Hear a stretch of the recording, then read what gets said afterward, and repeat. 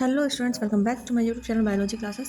तो आज हम क्लास 12th के हिंदी वितान के चैप्टर 3 दैट इज़ अतीत में दबे पाँव चैप्टर के बारे में इस समरी स्टडी करेंगे। ठीक है, तो देखिए हम स्टार्ट करते हैं। फटाफट से आप लोग एक बार चैनल को सब्सक्राइब कर लो, अगर नहीं किया हो तो ठीक है, चैनल पे कंटिन्यू बने कर रहो। ओके, देखो इस पाठ में लेखक ने पाकिस्तान के सिंध प्रांत में स्थित पुरातात्विक स्थान जहाँ हिंदू घाटी सभ्यता विकसित हुई के विषय में जानकारी दी है। मोहनजोदड़ो का अर्थ है मुर्दों का टीला। लेखक इस शहर की बहुत सी महत्वपूर्ण जानकारियां दी हैं। मोहनजोदड़ो 5000 साल पहले का शहर था, परंतु हमारी इस पुरानी सभ्यता के शहर जैसे स्थान आज भी मिल जाते हैं। हालांकि परिवर्तन बहुत अधिक आ चुका है, परंतु संस्कृति वही है। यहाँ की अनुशासन, नगर परियोजना, बस्तियों का नियोजन, वास्तुकला, कौशल सभी कुछ अनूठा है। लेखक ने पाठकों को एक एक स्थान की इस प्रकार जानकारी दी है जैसे हम पाठगण ही वहाँ घूम घूमकर ज्ञान अर्जित कर रहे हैं। लेखक बताता है कि सिंधु घाटी सभ्यता के परिपक्व दौर के शहर मोहनजोदड़ो तथा हड़प्पा भारत के ही नहीं पूरी दुनिया के सबसे पुराने सुनियोजित शहर माने जाते हैं। ताम्रकाल के समय का मोहनजोदड़ो सबसे बड़ा और उत्कृष्ट शहर है, जहाँ व्यापक खुदाई में इमारतें, सड़कें, मूर्तियाँ, चाक पर बने चित्रित भांडे, मुहरें, साज समोहन का सामान और खिलौने बड़ी तादाद में मिले हैं। हड़प्पा जो सैकड़ों मील दूर है, इसके ज़्यादातर साक्ष्य रेल लाइन के दौरान विकास की भेंट चढ़ गए। माना जाता है कि इस सभ्यता की राजधानी रहा होगा। ऐसा भी माना जाता है कि यह 200 हेक्टर क्षेत्र में फैला था और इसकी आबादी लगभग 25,000 थी, यानी 50,000 साल पहले भी यह आज के महानगर को भी मात देता होगा। यह सभ्यता भले ही मैदानी थी, परंतु यह शहर टीलों का बसा था, जो कृत्रिम रूप से ईंटों द्वारा बनाए गए थे। ऐसा सिंधु नदी के पसरे पानी से बचने के लिए किया गया था।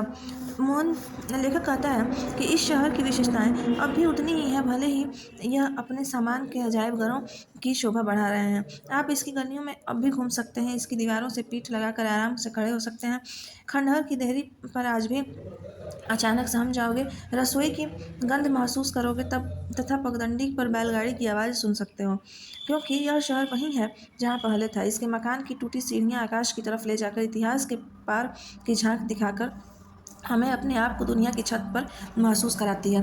लेखक बताता है कि इस सभ्यता के बिखर जाने पर एक जीर्ण शीर्ण सबसे बड़े और ऊंचे चबूतरे पर 26 सदी पुरानी ईंटों के दम पर बड़े योद्धा स्तूपा का आकार दिया गया। 1922 में आए रालवाल दास बनर्जी इस स्तूप की खोजबीन करने की इच्छा से आए। खुदाई के दौरान पता चला यहाँ ईसा पूर्व के निशान हैं। भारतीय पुरातत्व सर्वेक्षण के महानिदेशक के निर्देश पर हुई खुदाई ने हमें इस सभ्यता की देहरी पर खड़ा कर दिया। इस खोज ने भारत को मिस्र और इराक को सभ्यताओं का समक्ष कर खड़ा किया। लेखक बताता है कि हम सभी पर्यटक बंगले से सर्पिल पगडंडी पर कर स्तूप को देख के चकित रह गए। इसे भारत का सबसे पुराना और रोमांचक प्राकृतिक दृश्य कहा गया है। इसे देखकर महसूस होता है कि प्रकृति वही रहती है, केवल सभ्यताएं, इतिहास तथा कहानियां बदली हैं। लेखक कहता है कि पढ़ना सुनना दोनों क्रियाएं हैं, परंतु देखना तो अपनी आंखों से है, बाकी तो आंखें झपकाना है। यात्रा अपने पाँव की होती है, बाकी तो कदम ताल है। जब ये सैलानी घूमने गए तो जाड़े की ऋतु होने पर भी बहुत तेज़ धूप थी। यहाँ राजस्थान की तरह रेत के टीले नहीं हैं, परंतु परिवेश और प्रकृति बहुत कुछ ऐसी है। राजस्थानी धूप पारदर्शी है, परंतु यहाँ की धूप इतनी चौंधाई होती है कि कैमरा सही ना हो तो ऐसा लगता है कि रंग ही उड़ गए हों। परंतु इस अजीब धूप के कारण हमें दृश्यों को समझने के लिए बार बार देखना पड़ा और ये हमारे दिमाग में अच्छी प्रकार से बैठ गया। स्तूप वाला चबूतरा मोहनजोदड़ो के ऐसे हिस्सों पर है जिसे पुरातात्विक गढ़ कहते हैं। लगता है कि आज की समान सभ्यता को राज्य सत्ता को केंद्र बनाने का तजुर्बा भी यहीं से मिला है।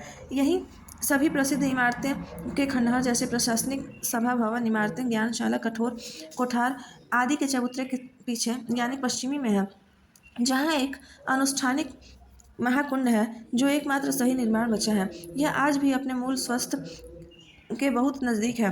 बाकी चीज़ों से तो मात्र अंदाजा ही लगाया जा सकता है। लेखक बताता है कि मोहनजोदड़ो नगर निर्माण की अनूठी मिसाल है। इस चबूतरे से नीचे देख इसका आप स्वयं अंदाजा लगा सकते हैं। यहाँ के खंडहरों से यहाँ की गलियों और सड़कें की आकृति जो सीधी और आड़ी आज भी स्पष्ट समझा जा सकता है। आज भी इन्हें ग्रिड शैली के नाम से ब्रासीलिया, चंडीगढ़ और इस्लामाबाद में है, परंतु लेकिन ये केवल इसके प्रतिमान हैं। इनमें संतुष्टि नहीं, अराजकता हाथ लगी है। इनकी बसावट स्वयं विकसने में ठीक नहीं बैठ रही। यह सभ्यता साक्षर और सुसंस्कृत थी, लेकिन इसके नगर नियोजन के वास्तुकला की कितनी भूमिका भी इसका अंदाजा लगाना मुश्किल है। लेखक बताता है कि इस गढ़ के ठीक पीछे उच्च कोटि की बस्ती है। इसके 5 किलोमीटर दूर सिंधु नदी बहती है। पूरब की इस बस्ती से घूम कर देखें तो चारों तरफ खंडहर दिखाई देगा। दक्षिण की तरफ कामगारों की बस्ती है, जहाँ टूटे फूटे मकान का जमघट है। पर आश्चर्य की बात है कि निर्माण वर्ण के घर इतने मजबूत हैं जो 5,000 साल टिक सके। शायद कामगारों की बस्ती यहाँ से दूर ही हो। वैसे भी इन 100 सालों में सिर्फ 1/3 हिस्से की खुदाई ही हो पाई है और अब बंद हो चुकी है। लेखक बताता है कि स्तूप के टीले से महाकुंड के विहार को दिशा के दाईं तरफ उतरते हुए एक लंबी गली है, जिसे संयोग से इस धरोहर के प्रबंधकों ने भी इस गली का नाम देव गली रखा है। सामूहिक विज्ञान के लिए यह 40 फुट लंबा और 25 फुट चौड़ा कुंड बनाया गया था, जो अनुष्ठान का एक अंग होता है। यह 7 फुट गहरा है, जिसके उत्तर और दक्षिण से सीढ़ियाँ उतरती हैं। इसके 3 तरफ साधुओं के कक्ष, 8 स्नानागार हैं जो 2 पंथ में हैं, जिनके द्वार एक दूसरे के सामने नहीं है। यह बात वास्तुकला का ही हिस्सा है। लेखक बताता है कि इस कुंड में से पानी न रिस सके तथा अशुद्ध पानी कुंड में न आए, इसके लिए इसे चुने चिरोड़ी के गारे तथा पक्की ईंटों से बनाया गया है। इसके पीछे की दीवार के साथ दूसरी दीवार खड़ी की गई है, जो सफ़ेद डागर की है। कुंड के एक तरफ कुआं, जिसके घेरा दोहरा है और पानी का मात्र अनुष्ठानिक स्रोत था। कुंड से पानी बाहर बहाने की पक्की और ढकी हुई नालियां हैं। पुरातात्विक विद्वान तथा इतिहासकारों के अनुसार पानी निकासी ऐसी सुव्यवस्थित प्रणाली का पहले कहीं नहीं देखी गई। ये पक्की ईंटें धूसर और समरूप थीं। इन्होंने महाकुंड के बाद गढ़ की परिक्रमा की। कुंड के दूसरी तरफ कोठार जोकर के रूप में हासिल अनाज जमा करने के लिए बनाया होगा। यहाँ 9-9 चौकियाँ की 3 कतारें हैं। उत्तर में एक गली है जो बैलगाड़ियों के आवागमन व ढुलाई के लिए होगी तथा इस बात को पुख्ता सबूत भी मिले हैं। ऐसा ही कोठार हड़प्पा में भी पाया गया है। अब यहाँ स्पष्ट हो चुका है कि इस सभ्यता में व्यापार के साथ साथ उन्नत खेती भी होती थी। पहले यह माना गया था कि यहाँ के लोग अन्न उपजाते नहीं थे, आयात करते थे, परंतु अब यह माना जाता है कि लोग मूलतः खेतीहर और पशुपालक ही हैं। लोहा नहीं था, परंतु पीतल तांबा बहुत था। पत्थर सिंह का तथा तंबा राजस्थान से लेकर ये खेती बाड़ी के उपकरण बनाते थे। यहाँ के लोग रबी की फसल उगाते थे, जिनमें कपास, गेहूँ, जौ, सरसों और चने की पुख्ता सबूत मिले हैं। विद्वान मानते हैं कि जहाँ ज्वार, बाजरा, रागी, खजूर, खरबूजे तथा अंगूर भी उगाते थे, यहाँ इन सभी चीज़ों के बीज मिले हैं। सिर्फ कपास के बीज नहीं मिले हैं, परंतु सूती कपड़ा मिला है। दुनिया में सबसे पुराने सूती कपड़े का दूसरा नमूना जॉर्डन में मिला, जो 3000 ईसा पूर्व का है। यहाँ कताई बुनाई के साथ रंगाई भी होती थी, जिसका सबूत है एक छोटा सा कारखाना जो नोदो स्वरूप वत्स को मिला। शायद यहाँ सूत का निर्यात होता था, जैसे सिंध के मध्य एशिया और यूरोप को सदियों से हुआ। मेसोपोटामिया के शिलालेखों में लिखा शब्द मेलुहा का प्रयोग मोहनजोदड़ो के लिए मिलता है। लेखक बताता है कि महाकुंड में उत्तर पूर्व में खुले दालान वाली एक लंबी इमारत है, जिसके 3 तरफ बरामदे हैं। पुरातत्वविद इसे धार्मिक अनुष्ठान के लिए ज्ञानशालाओं की इमारत, कॉलेज ऑफ प्रीस्ट मानते हैं। इसके दक्षिण में टूटी हुई इमारत में 20 खंभों वाला हॉल है, जो शायद कोई सामुदायिक या प्रशासनिक केंद्र रहा होगा। गढ़ की चारदीवारी के बाहर हम छोटे टीलों पर बनी बस्तियों में पहुंचे, जिसे नीचा नगर कहते हैं। यहाँ के कुओं की शक्ल मीनार जैसी है। लेखक बताता है कि तब पूरब की बस्ती रईसों की थी, हालांकि आजकल पूरब की बस्तियां गरीब हैं। इसमें बड़े घर, चौड़ी सड़कें और ज़्यादा कुएं हैं। पुरातत्वविदों ने खंडहरों को अपने अपने नामों पर हलकों में बांट रखा है। डी के हल्का दीक्षित काशीनाथ सबसे महत्वपूर्ण है, जिसमें मुख्य सड़क है जो अब आधा मील बची है, पहले शायद पूरे शहर में फैली हो। इस पर 2 बैलगाड़ियां के एक साथ आ जा सकती हैं। शायद सड़क बाजार से पहुंचती हो। इस सड़क के दोनों ओर घर है, परंतु सड़क की तरफ पीठ है, जिनके दरवाजे अंदर की गलियों में खुलते हैं। शायद इसी शैली को कार्बुजिए ने चंडीगढ़ में इस्तेमाल की। चंडीगढ़ में भी एक मुख्य सड़क से पहले घर में जाने के लिए पहले सेक्टर में घुसना पड़ता है, फिर गली में तथा फिर घर में। जैसे कविता में से कविता निकलती है, शायद ऐसे ही वास्तुकला में भी कोई प्रेरणा चेतन अवचेतन में ऐसे ही सफ़र करके आती होगी। लेखक बताता है कि सड़क के दोनों तरफ बस्ती के भीतर समानांतर नालियां हैं, बस्ती में नालियाँ छोटी तक जाकर जल के रूप मुख्य नालियों से जुड़ जाती हैं। ये आमतौर पर ढकी हुई हैं, केवल कुछ जगहों पर खुली, जिससे यहाँ के बाशिंदों की स्वास्थ्य के प्रति जागरूकता का पता चलता है। इतिहासकार कहते हैं कि सिंधु घाटी सभ्यता ज्ञात संस्कृतियाँ अकेली ऐसी हैं जो भूजल तक पहुँची, क्योंकि केवल यह 700 के करीब कुएं थे। यहाँ की पानी निकासी बेजोड़ है। डीके हल्के में घरों की दीवारें मोटी तथा मजबूत तथा कहीं कहीं दीवारों में छेद भी है, जिन्हें देख लगता है कि शातीरों का प्रयोग शायद ऊपरी मंजिल बनाने के लिए हुआ हो। सभी घर पक्की ईंटों से बने हैं, जबकि हड़प्पा में कहीं कहीं कच्ची ईंटों का भी प्रयोग मिला है। मोहनजोदड़ो में मामूली जगह पर पत्थरों का प्रयोग हुआ है, जैसे कहीं कहीं नाली ढकने के लिए। लेखक बताता है कि हैरानी की बात यह है कि सामने की दीवारों में सिर्फ प्रवेश द्वार है, खिड़कियां नहीं है। खिड़कियां शायद से ऊपरी मंजिलों में छोड़ते हों।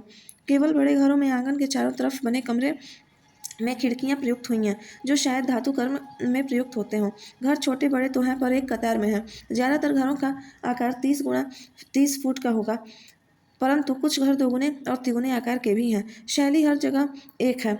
इस व्यवस्थित बस्ती में एक घर मुखिया कहा जाता है, जिसमें 2 आंगन तथा करीब 20 कमरे हैं। लेखक बताता है कि दीक्षित काशीनाथ हल्का बीसी पूरब में है, जहाँ एक घर से याजक नरेश की मूर्ति मिली है। डीके जी के मुख्य सड़क पर दक्षिण की तरफ एक फॉलोइंग दूर एचार हल्का हैरल्ड हारग्रीव्स के नाम पर है। सड़क इसे 2 भागों में बांटती है। इसकी खुदाई 1924 से 25 में की गई थी। यहाँ एक बड़े घर से कुछ कंकाल तथा एक घर से प्रसिद्ध नर्तकी शिल्प भी निकला था। यह मूर्ति संसार में बेजोड़ है, जो अब दिल्ली के राष्ट्रीय संग्रहालय में है। यहाँ पर एक उपासना केंद्र है, अंदाजा है, जिसमें आमने सामने सीढ़ियाँ हैं जो ध्वस्त रूप ऊपरी मंजिल पर रहती जाती हैं। गढ़ी के पीछे पश्चिम में विशेष हिस्सा है जो माधव स्वरूप वत्स के नाम से है, तथा यहाँ लोगों के लिए रोमांचक रंगरेज कारखाना है। इसमें नीचे ईंटों के गोल गड्ढे उभरे हुए हैं, जिसमें शायद रंगाई के बर्तन रखे जाते हैं। जो कतारों में 16 एक मंजिल मकान है, जिनमें दो कमरे तथा स्नानघर हैं। एक कतार मुख्य सड़क पर तथा दूसरी पीछे छोटी सड़क पर है। शायद ये कामगारों के घर हों। इन बस्तियों में कुएं सामूहिक प्रयोग के लिए हैं। यहाँ के कुओं को छोड़कर सभी चीज़ें आयताकार या वर्गीकार हैं, जैसे नगर बस्तियाँ, घर, कुंड, इमारतें, मुहरे, चौपड़, बाट आदि।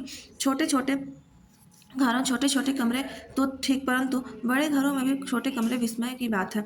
शायद यहाँ की आबादी ज़्यादा हो। अमेरिका विद्वान ग्रेगरी पोसेल के अनुसार निचली मंजिल में शायद नौकर रहते हों तथा ऊपर मालिक, क्योंकि कहीं कहीं चौड़ी सीढ़ियाँ भी तथा मंजिलों के निशान भी मिले हैं।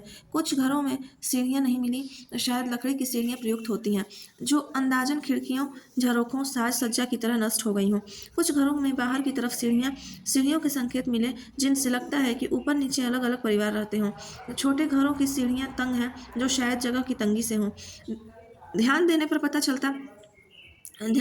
चलता है कि यहाँ किसी भी घर के दरवाजों, खिड़कियों पर छज्जों के चिन्ह नहीं मिले, जो छाया के लिए प्रयुक्त होते हैं। ऐसा लगता है कि पहले यहाँ अब जैसी गर्मी न होकर ठंड पड़ती होगी, तभी तो यहाँ की मोहरी पर भी ठंड इलाकों में पशुओं की छाप है। यहाँ पर नहर का भी कोई प्रमाण नहीं है मिला, जिससे लगता है कि सिंचाई का साधन भी कुआं ही होगा। शायद बारिश भी अच्छी होती हो।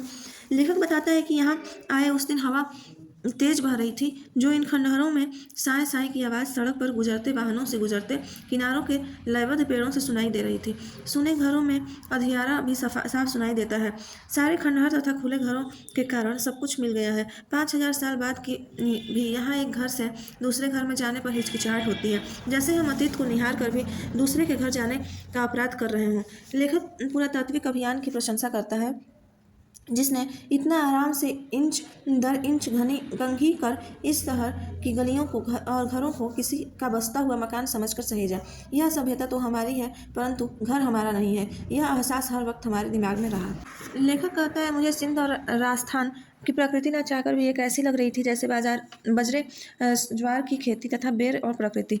यहाँ के घरों में टहलते हुए लेखक को पीले मकानों जैसे जैसलमेर के गांव कुलरा याद आ गया, जहाँ 150 साल पहले स्वाभिमानी राजा के तकरार होने पर लोग रातों रात खिड़की दरवाजे तक ढोला ले गए थे। यहाँ के लोग निकल गए, पर घरों को देखकर ऐसा लगता है कि दिन ढले वापस आ जाएंगे। राजस्थान नहीं, गुजरात, पंजाब और हरियाणा में भी इसी तरह के मकान आज भी हैं। लेखक बताता है कि आज जॉन मार्शल ने मोहनजोदड़ो पर 3 खंडों की एक विशाल विशद प्रबंध छपवाया था। इसमें खुदाई में मिली ठोस पहियों वाली गाड़ी बिल्कुल वैसी ही चित्र भी प्रकाशित है। लेखक को अपने बचपन का समय याद आता है, जब उसके गाँव में ठोस पहिए वाली बैलगाड़ी में दुल्हन पहली बार ससुराल जाती थी। बाद में ठोस पहियों की जगह आरे वाले पहिए ले ली ने ले ली। हवाई जहाज के उतारू पहिए बाजार में आते ही ऊंट गाड़े का आविष्कार हो गया है। लेखक कहता है कि रेगिस्तान के जहाज से हवा के जहाज का ऐतिहासिक गठजोड़ है। लेखक संदेह व्यक्त करता है कि अब यहाँ बैलगाड़ी और या ऊंट गाड़े का इस्तेमाल होगा। लेखक को मेज़बान के अजायब घर याद दिलाया तो ये सभी यहाँ से निकल कर एक सबूत इमारत में आ गए। यह कामबाई स्कूल की तरह छोटा है। महत्वपूर्ण चीज़ें कराची, लाहौर, दिल्ली तथा लंदन में है। यहाँ की खुदाई में पंजीकृत चीज़ों की संख्या 50,000 के करीब है, मगर मुट्ठी भर चीज़ों भी पूरी सभ्यता की झलक दिखाने को काफ़ी है। काला पड़ गया गेहूँ, तांबे, कांसे के बर्तन, मुहरे, वाद्य, चाक,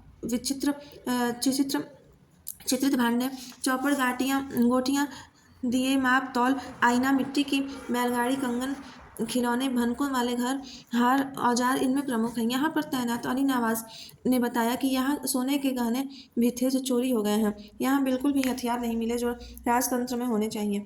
विद्वान इसके कारण समझने की कोशिश कर रहे हैं। अगर यहाँ सैन्य सत्ता नहीं थी तो अनुशासन जरूर था, जो इस नगर को सुव्यवस्थित वास्तुशिल्प, मुहर, साफ सफाई सभी तरह से सुनियोजित रूप से खड़ा किए हुए हैं। सांस्कृतिक रूप में प्रभुत्व तथा दिखावे की होड़ इस सभ्यता में नहीं थी। लेखक बताता है कि दूसरी जगहों की तरह यहाँ दिखावा करने वाले महल, उपासना स्थल, मूर्तियाँ या पिरामिड नहीं हैं और न ही राजप्रसाद या समाधियाँ हैं। यही हड़प्पा संस्कृति से है। मोहनजोदड़ो के नरेश का मुकुट इतना छोटा है कि कल्पना भी नहीं की जा सकती। यहाँ की नावें बनावट में मिस्र की नावों जैसी आकार में छोटी थी। यह संस्कृति लघुता में महत्ता अनुभव करने वाली थी। यह समृद्धि तथा सबसे बड़े शहर तो माना गया है, परंतु संपन्न नहीं दिखाई देता। शायद कारण यही था कि यहाँ के लोग ढोंगी नहीं थे। दूसरा कारण यह है कि इनकी खुदाई पिछले सदी में ही हुई है। इसके रहस्यों का पता नहीं चल पाया है। कुछ सुइयाँ तांबे और कांसे की सुइयाँ तथा दीक्षित को सोने की 3 सुइयाँ मिली जो 1-2 इंच लंबी थी। ये कशीदाकारी में काम आती होंगी। लेखक याद दिलाता है खुदाई में मिले नरेश के बदन में पर गुलकारी वाला दुशाला है, जिससे यह मूर्ति आकर्षक लगती है। अजरक आज छापे वाला कपड़ा सिंध की पहचान तो है, परंतु आविष्कार बहुत बाद का है। खुदाई में हाथी दांत तथा तांबे की सुइयाँ मिली हैं, जिससे साक्ष्य न मिलने पर भी ऐसा मानते हैं कि दरी भी बनती होगी। लेखक शंका व्यक्त करता है कि अब शायद साक्ष्य मिले भी नहीं, क्योंकि सिंधु के रिसाव और दलदल की समस्या आ गई है। मौजूदा खंडहरों को बचाना भी अपने आप में बड़ी चुनौती है। ओके स्टूडेंट्स, तो ये भी हमारे चैप्टर जो अतीत में दबे पाँव था, इसका भी समरी हम लोगों ने क्लियर कर लिया है। ठीक है, अब नेक्स्ट वीडियो में हम डायरी के पन्ने चैप्टर के जो एनी फ्रैंक ने लिखे हैं इसके समरी के बारे में स्टडी करेंगे। ठीक है, तो मुझे पूरी उम्मीद है आप लोगों ने चैनल को सब्सक्राइब कर लिया होगा। नहीं किए हैं तो सब्सक्राइब कर लीजिए, अदरवाइज शेयर करिए। ठीक है, ओके, थैंक यू। फिर हम मिलते हैं नेक्स्ट वीडियो में।